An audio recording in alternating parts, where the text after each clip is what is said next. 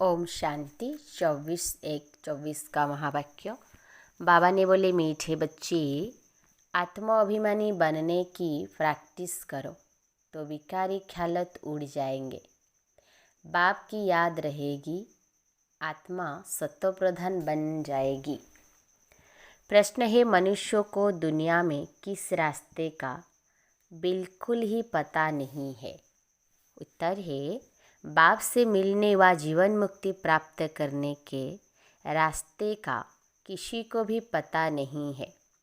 सिर्फ शांति शांति करते रहते हैं, कॉन्फ्रेंस करते रहते, जानते नहीं कि विश्व में शांति कब थी और कैसे हुई।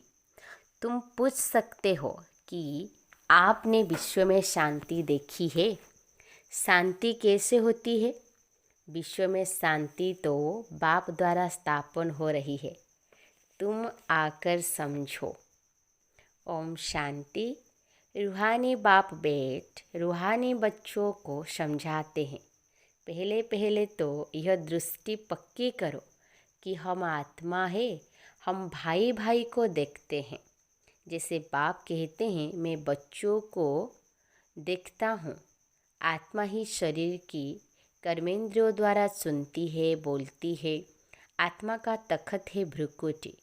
तो बाप आत्माओं को देखते हैं, यह भाई भी अपने भाइयों को देखते हैं। तुमको भी भाइयों को देखना है। पहले यह दृष्टि पक्की चाहिए, फिर क्रिमिनल ख्यालत बंद हो जाएंगे। यह आदत पड़ जाएगी। आत्मा ही सुनती है, आत्मा ही चुरपुर करती है। यह दृष्टि पक्की होने से और ख्यालत सब उड़ जाएंगे।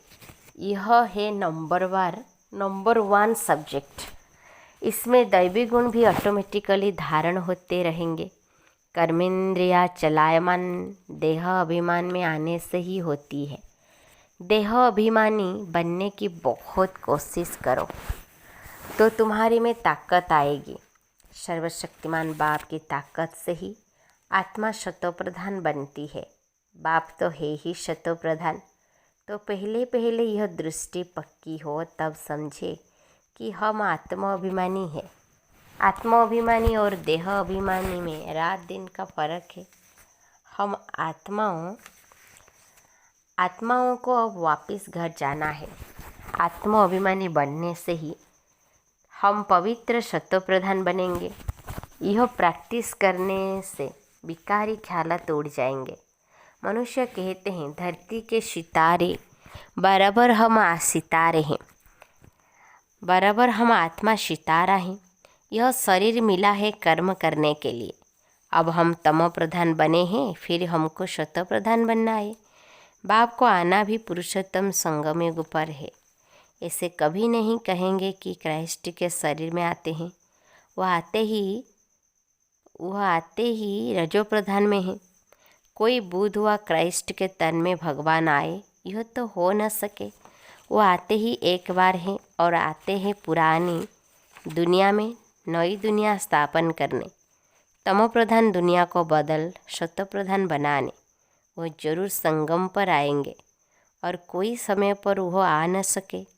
उनको आकर नई दुनिया स्थापना करनी है। उनको कहा जाता है हेवनली गॉड फादर। ड्रामा अनुसार संगम का भी नाम है। श्री कृष्ण को तो बाप व पतित पावन नहीं कहेंगे। उनकी महिमा बिल्कुल अलग है। बाबा समझाते रहते हैं, पहले पहले कोई को एम ऑब्जेक्ट समझाओ। भारत में लक्ष्मी नारायण का राज्य था, तो एक धर्म एक राज्य था। आदि सनातन देवी देवता धर्म था, एक ही अद्भुत धर्म था। हेवन स्थापन करना तो बाप का ही काम है। कैसे करते हैं वो भी क्लियर है। संगम पर ही बाप आकर समझाते हैं कि देह के सब धर्म छोड़ अपने को आत्मा समझो। लक्ष्मी नारायण के चित्र पर ही सारी समझानी देनी है। शिव बाबा के चित्र भी है। महिमा वाला चित्र बहुत अच्छा बना हुआ है। यह है ही नर से नारायण बनने की सत्य कथा। राधे कृष्ण की कथा नहीं कहते हैं, सत्य नारायण की कथा। तुमको नर से नारायण बनाते हैं। पहले तो छोटा बच्चा होगा, छोटे बच्चे को नर नहीं कहा जाता है, नर नारायण नारी लक्ष्मी कहा जाता है। तुम बच्चों को इसी चित्र पर ही समझाना है। सन्यासी तो आदि सनातन देवी देवता धर्म की स्थापना कर न सके। शंकराचार्य तो आते ही है रजो प्रधान के समय, वो राजयोग सिखा न सके। बाप आते हैं संगम पर, कहते हैं बहुत जन्म के अंत के भी अंत में मैं प्रवेश करता हूँ।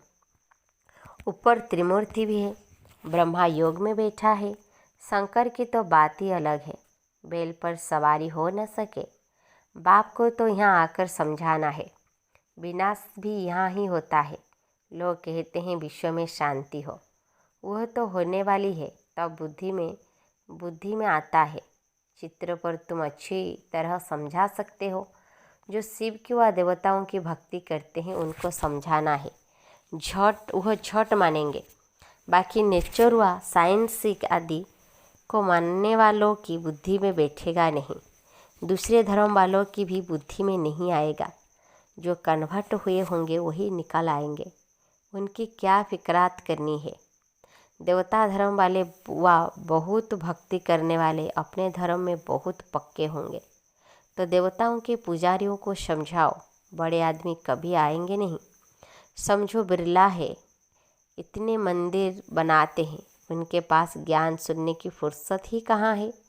सारा दिन बुद्धि धंधे में लगी रहती है। पैसे बहुत मिलते हैं तो समझते हैं मंदिर बनाने से धन मिलता है। यह देवताओं की कृपा है।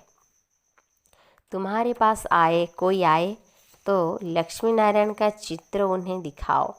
बोलो तुम विश्व में शांति चाहते हो तो विश्व में शांति का राज्य इस दुनिया में था।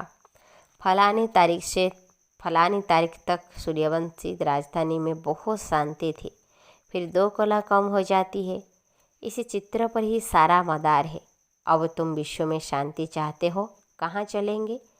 घर को तो जानते ही नहीं है। हम आत्मा शांत स्वरूप है, मूल वतन में रहते हैं, वही शांति धाम है।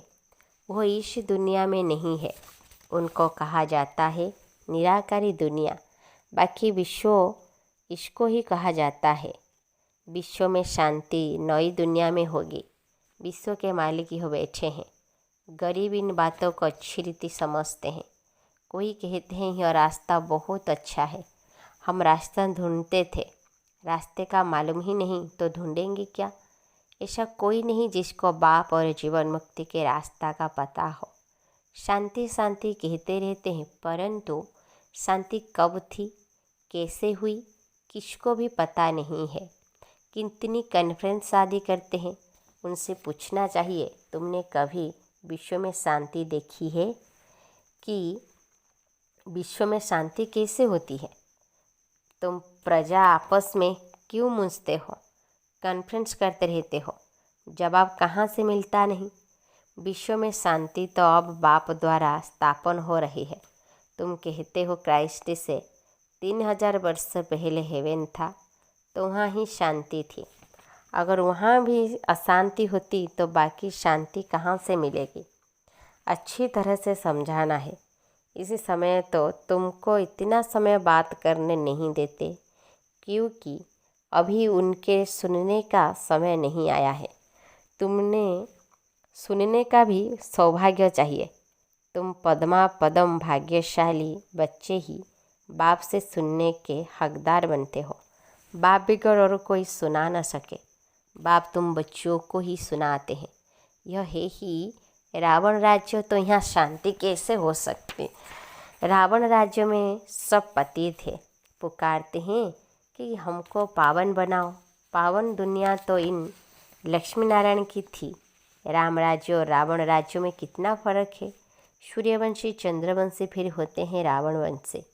इस समय है कलयुग रावण संप्रदाय। बड़े बड़े लोग भी एक दो को गुर करते रहते हैं। बहुत अहंकार है कि मैं फलाना हूँ। तो इस लक्ष्मी नारायण के चित्र पर समझाना बहुत सहज है। बोलो इनके राज्य में ही शांति, विश्व में शांति थी और कोई और धर्म नहीं था। विश्व में शांति सो तो यहाँ ही होती है। तो मुख्य यह चित्र है। बाकी ढेर चित्रों पर समझाने से मनुष्यों को ख्यालात और तरफ चले जाते हैं। जो समझा है वह भी भूल जाता है। तब कहा जाता है टू मैनी हुकुम। बहुत चित्र होते हैं और हंसी कुड़ी के मॉडल अथवा डायलॉग आदि होते हैं, तो मूल बात बुद्धि से निकल जाती है। कोई बिरला ही समझ पाते हैं कि बाप यह स्थापना कर रहे हैं।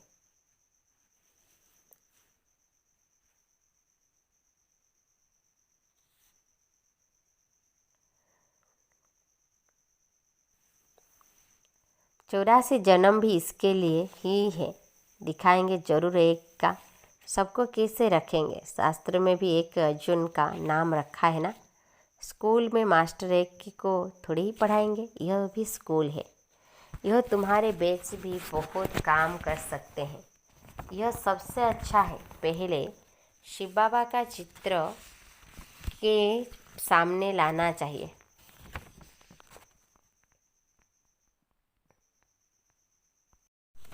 और फिर लक्ष्मी नारायण के चित्र के आगे। तुम शांति मांगते हो, वह कल्प कल्प बाप द्वारा ही स्थापन होती है। तुम इस चक्रों को जान गए हो। पहले तुम भी तुच्छ बुद्धि थे, अब बाप स्वच्छ बुद्धि बनाते हैं। लिखना चाहिए, शिवाय परमपिता परमात्मा के कोई भी किसकी सदगति कर नहीं सकते, विश्व में शांति कर नहीं सकते। बाप ही सब कुछ कर रहे हैं, याद भी उनको ही करते हैं। मुख्य चित्र यह दोनों है। इसी से हिलना नहीं चाहिए जब तक पूरा न समझे। यह नहीं समझा तो कुछ भी नहीं समझा, टाइम वेस्ट हो जाता है। देखो बुद्धि में नहीं बैठता तो चला देना चाहिए। इसमें समझाने वाले बहुत अच्छे चाहिए। अगर माता हो तो बहुत अच्छा, इसमें कोई नाराज़ नहीं होगा। यह तो सब जानते हैं कि कौन कौन समझाने में तिखे हैं। मोहिनी है, मनोहर है, गीता है, बहुत अच्छे अच्छे बच्चे हैं। तो पहले लक्ष्मी नारायण के चित्र पर एकदम पक्का कराना चाहिए। बोलो इन बातों को अच्छी रीति समझो, तब शांति की दुनिया में जा सकेंगे। मुक्ति जीवन मुक्ति दोनों ही मिल जाएगी। मुक्ति में तो सब जाएंगे, फिर आएंगे नंबरवार पाठ बजाने। समझाना भी भवके से है। नंबर 1 यह चित्र है। विश्व में शांति के मालिक यही थे। यह बातें समझदार की बुद्धि में बैठती है। बाल अच्छा कहते हैं, पाँव में गिरते हैं, परंतु बाप को थोड़ी जाना, उनको भी माया छोड़ती नहीं है। बाप जो इतना ऊंचा बनाते हैं, उनको तो कितना याद करना चाहिए। इसलिए बाप कहते हैं, मुझे याद करो तो तुम्हारे पाप कट जाएंगे, शत प्रधान बन जाएंगे। यहाँ अंदर आने से खुशी में रोमांच खड़े हो जाने चाहिए। मैं यह बनता हूँ, मैं अंदर आता हूँ और इन लक्ष्मी नारायण को दिखता हूँ। इन्हें देखकर बड़ा खुश होता हूँ। आहो बाबा हमको यह बनाते हैं। बाहा बाबा बाहा। लौकिक घर में किसका बाप बड़े मर्तबे पर होता है तो बच्चों को खुशी होती है। मेरा बाप वजीर है। तुमको कितनी खुशी होनी चाहिए कि बाप हमको यह बनाते हैं, परंतु माया भुला देती है, बड़ा सामना करती है। तुम बच्चों को बहुत खुशी होनी चाहिए। दैवी गुण भी धारण करनी चाहिए। आत्माभिमानी भवो। भाई भाई को देखो तो स्त्री को भी आत्मा के रूप में ही देखेंगे। क्रिमिनल आई होगी नहीं। मनसा तूफान तब आते हैं जब तुम भाई भाई की दृष्टि से नहीं देखते हो। इसी से बड़ी मेहनत है, प्रैक्टिस अच्छी चाहिए। आत्माभिमानी बनना है। कर्मातीत अवस्था तो पिछाड़ी में ही होगी। सब सर्विस करने वाले बच्चे ही बाप की दिल पर चढ़ सकते हैं। भल देरी से आते हैं, वह भी गैलप कर सकते हैं, तीखे जा सकते हैं। तुम बच्चों ने पहले की हिस्ट्री तो सुनी है कि इन्होंने घरबार कैसे छोड़ा, रात रात में भागे, फिर इतने बच्चों को पाला। इसको कहा जाता है भट्टी। फिर भट्टी से नंबर 1 निकले।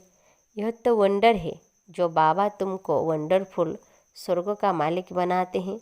गॉड फादर तुमको पढ़ाते हैं कितना साधारण है, कितना रोज़ रोज़ बच्चों को समझाते रहते हैं और बच्चों को कहते हैं नमस्ते। बच्चे तुम मेरे से भी ऊंच जाते हो, तुम ही कंगाल से डबल सिरताज विश्व के मालिक बनते हो। तो बाप बड़ी रुचि से आते हैं अनगिनत बार आए होंगे। आज तुम मुझ राम से राज्य लेते हो, फिर रावण से तुम राज्य हराते हो। यह खेल है। अच्छा, मीठे मीठे लकी सितारों प्रति माता पिता बाप दादा का याद प्यार और गुड मॉर्निंग। रूहानी बाप की रूहानी बच्चों को नमस्ते।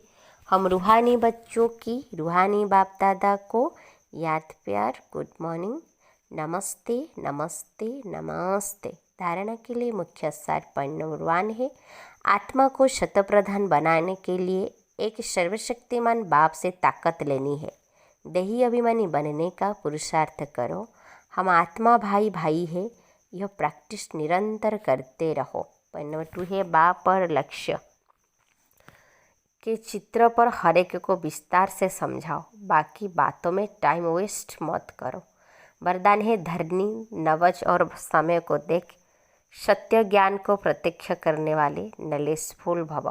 बाप का यह नया ज्ञान सत्य ज्ञान है। इस नए ज्ञान से ही नई दुनिया स्थापन होती है। यह अथॉरिटी और नशा स्वरूप में इमर्ज हो, लेकिन इसका अर्थ यह नहीं कि आते ही किसी को नए ज्ञान की नई बातें सुनाकर मुझा दो। धरनी नवज और समय सब देख करके ज्ञान देना, यह नलेशफुल की निशानी है। आत्मा की इच्छा देखो, नवज देखो, धरनी बनाओ, लेकिन अंदर सत्यता की निर्भयता की शक्ति जरूर हो, तब सत्य ज्ञान को प्रत्यक्ष कर सकेंगे। स्लोगन, मेरा कहना माना छोटी बात को बड़ी बनाना, तेरा कहना माना पहाड़ जैसी बात को रुई बना देना। अव्यक्त साइलेंस द्वारा डबल लाइट फरिश्ता स्थिति का अनुभव करो। जिम्मेवारी को निभाना यह भी आवश्यकता है, लेकिन जितनी बड़ी जिम्मेवारी उतना ही डबल लाइट। जिम्मेवारी निभाते हुए जिम्मेवारी के बोझ से न्यारे रहो। इसको कहते हैं बाप का प्यारा। घबराओ नहीं, क्या करूं, बहुत जिम्मेवारी है, यह करूँ वा नहीं, यह तो बड़ा मुश्किल है। यह महसूसता अर्थात बोझ है। डबल लाइट अर्थात इससे भी न्यारा। कोई भी जिम्मेवारी के कर्म की हलचल का बोझ न हो। अच्छा, ओम शांति, ओम शांति।